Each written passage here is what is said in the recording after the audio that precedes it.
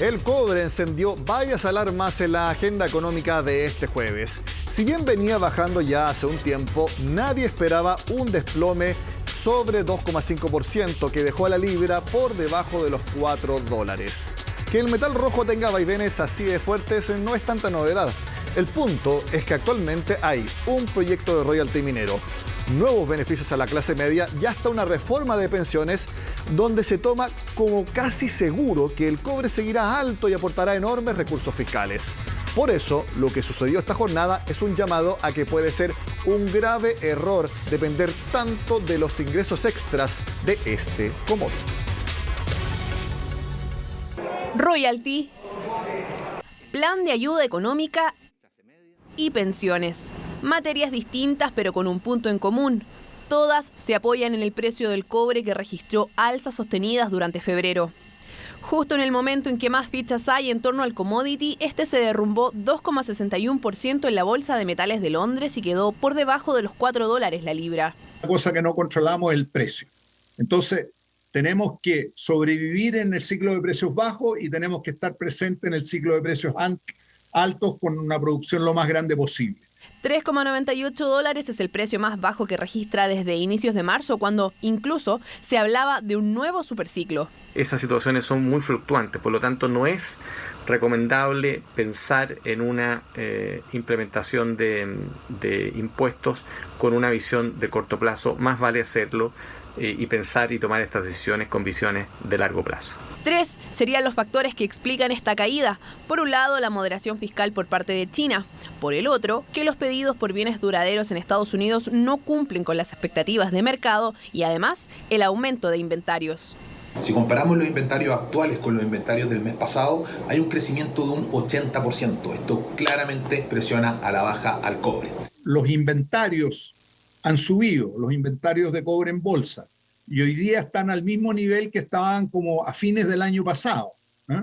Es decir, esa es una señal que no es tan positiva. Donde tienen que poner atención a estas variaciones es en el Congreso. El royalty, el paquete de ayudas económicas y las pensiones se han tramitado en función de los ingresos extra que genera que el cobre siga en los niveles actuales. De hecho, el gobierno estima que por la subida de precios, Codelco y otras grandes mineras aportarán cerca de $4.000 millones para beneficios como el IFE o los préstamos a los transportistas.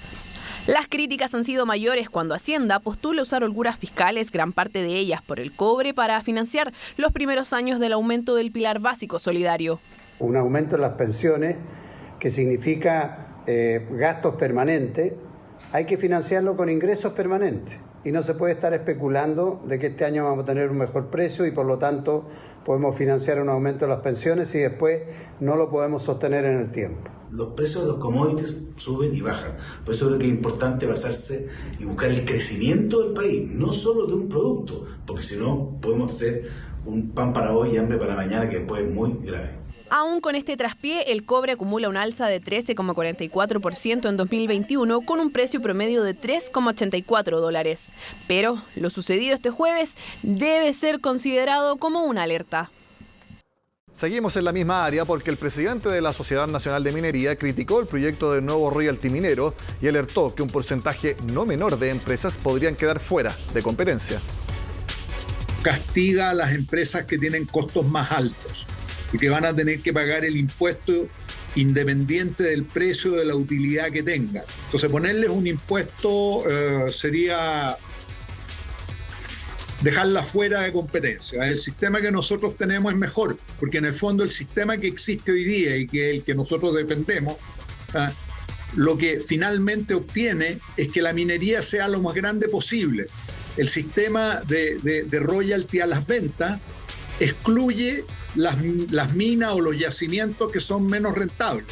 Entonces, con ese mecanismo no se va a recaudar más y va a haber menos minería. Cambiamos de tema y les cuento que la presidenta de la Asociación de AFP sigue aportando ideas al debate de pensiones en esta verdadera puesta en escena que ha sido su llegada a liderar ese gremio. En un encuentro organizado por ICARE, señaló que es urgente la pensión básica universal, que es la propuesta que ha venido dando, además de igualar la edad de jubilación. Es urgente cambiar la APS y PDS por una PDU con financiamiento sostenible. al estilo de la propuesta de Raúl Cifuentes de 2021. Es necesario igualar la edad de pensión para todos e introducir un mecanismo de ajuste automático de esta edad de pensión. Es clave reducir las lagunas. Cada una de las FP existentes quiere manejar el 10% obligatorio y cualquier aumento de este. Estamos trabajando para aclarar dudas y recuperar la confianza de los afiliados. Y aquí la nueva ley que adelanta la pensión para enfermos terminales es una oportunidad. Pasamos ahora al tema que sin duda ha marcado a todo el país este jueves. El IPSA, la bolsa de Santiago, cayó 2,07% al conocerse que la región metropolitana completa estará en cuarentena desde el sábado. Además, ya hay proyecciones de cuánto impactará esta medida al PIB anual. Vamos a ver la cuenta de Twitter de Miguel Ricaurte, que es economista jefe del Banco Itaú para la región andina, incluyendo Chile. ¿Qué es lo que él dice? Fracción de la población en cuarentena alcanzará 82% a contar del sábado 27 de marzo, subiendo desde 70% al día de hoy, que es jueves, y 45% la semana pasada. Medidas completas para el avance del proceso avance del proceso de vacunación. Aquí está lo importante. Impacto para el PIB de 2021 sería entre 1 y 1,5% menor de crecimiento si estuviéramos así de cuarentena por 4 semanas. Es decir, si esto dura un mes, tal como estaremos desde el sábado, el PIB de Chile vamos a situarlo en 5,5% en un promedio de las distintas proyecciones que han habido hasta ahora. No sería 5,5%, sino que podría llegar a ser solamente 4% si es que siguen las cuarentenas tal como van a estar desde el sábado por un mes. Importante entonces es la proyección que hace el economista jefe del Banco Itaú y que obviamente nos dan cuenta del impacto que tendría esta medida. Esto es solamente una evaluación económica, aquí no estamos diciendo si es buena o mala, porque eso es desde el punto de vista sanitario. Y el siguiente es el fenómeno que está impactando a todo el comercio mundial. Autoridades suspendieron toda la navegación en el canal de Suez por el encallamiento del mayor buque carguero del mundo, lo que ha generado inmensos problemas en el comercio internacional. Miren, estas son las imágenes del barco Evergreen. Lo impactante es que por ese lugar se moviliza el 12% del comercio marítimo del mundo y el 10% si consideramos el comercio total, incluyendo las rutas aéreas. Bueno, esta ruta es importante dentro del traslado del petróleo y del gas natural líquido. Bueno, las autoridades egipcias no han entregado una estimación de cuántos días podría durar este operativo para desencallar al barco Evergreen de 400 metros que ya está hace 3 días ahí. Si bien no existe un número exacto, agencias internacionales estiman que hay más de 40 cargueros con productos básicos, 24 cargueros de petróleo, 8 con ganado y hasta un buque cisterna de agua que simplemente no pueden avanzar. Además, ya lo veíamos en imágenes, se ha generado un enorme embotellamiento entre los camiones que intentan ingresar al puerto, pero que no sacan nada con hacerlo si no pueden descargar ni cargar nada. Hacemos la pausa en la agenda económica y al regreso estaremos conversando con Manuel Orozco, el analista encargado de las evaluaciones de rating de nuestro país para Standard & Poor's. Analizaremos por qué la agencia nuevamente y por segunda vez en toda la historia de las mediciones que han hecho de Chile, por segunda vez solamente, ayer, miércoles, le bajaron la nota a nuestro país. Al regreso acá en Agenda Económica.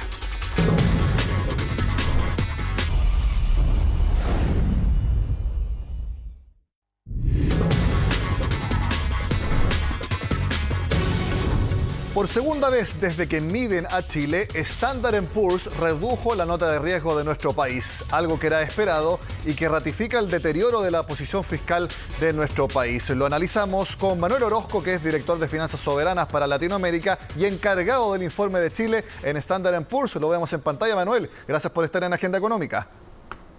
Hola, Nicolás. Hola a todos los que nos acompañan hoy, el día de hoy. Manuel, ¿cuál es el mensaje? Sí. Muchas gracias a ti por el contacto. ¿Cuál es el mensaje principal que hay detrás de esta evaluación y que deja el rating de Chile en simplemente la letra A? Bueno, bajamos la calificación de Chile en escala global, moneda extranjera, al nivel de A, desde A+. La perspectiva es ahora estable. La caída, la baja de la calificación es resultado de una combinación de factores, ¿no? Por un lado, estamos viendo que durante el periodo reciente Chile ha visto una acumulación de deuda, y que parte de la buena política contracíclica que ha tenido el país bien instrumentada también ha tenido como consecuencia una acumulación de deuda, y que también estamos esperando déficits moderadamente altos en los siguientes años como consecuencia de la demanda social que se traduce en un mandato de gasto del gobierno que es algo más alto para poder fortalecer los diferentes aspectos sociales, educación, salud, mejor cobertura de pensiones, entre otros, ¿no? Por lo tanto, estamos esperando este nivel que es algo más alto, ¿no? Al mismo tiempo, revisamos la perspectiva estable, reflejando muchas de las fortalezas crediticias que tiene Chile, como es la fortaleza institucional, ¿no? Que permitió a las autoridades instrumentar una política contracíclica, fiscal y monetaria muy significativa, y que ayudó a contener la contracción económica en 2020, y que también junto con el éxito temprano del proceso de vacunación en Chile contribuyen a que haya un rebote esperado importante para la economía chilena en 2021 de alrededor de 5.9%.